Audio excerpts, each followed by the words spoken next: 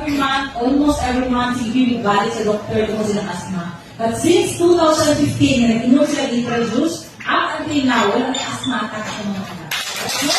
Kaya ang mga anak, sorry, kasi na-dengue ako yung galuha mga bata. February 2016, stage 3, week 1 sign. Suka na siya patay na dugo.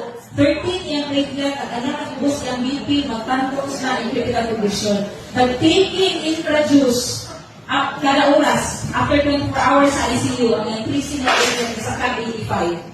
Amazing ito kayo ang product, no? Inanak siya pagbalik ng ospedya, niinom din siya, pasalamati, inom ko kay alam mga tinabumit is mga anak. Mahal man si Intra, 1,800. Ordinary employee, hindi ka ka-afford, unakon yung gatas, bugas, susutan.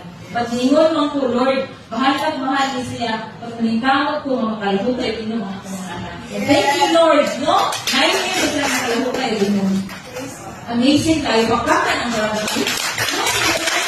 So, ako sa nilay, ako problem, 2005, wala ko na kailan ka, na ako'y 9 cm ovarian cyst, dioperahan ko, 4 months kung buntis akong eldest. So, binanggal yung leftover me, na-diagnose ko stage 1 ovarian cancer. So, tungkol kayo sa sakit ko ng akong mga anak, 2 years ako na si follow up sa akong oncologist. Nalimitahan na ako kung hulingon. Until blessing this guys, 2017.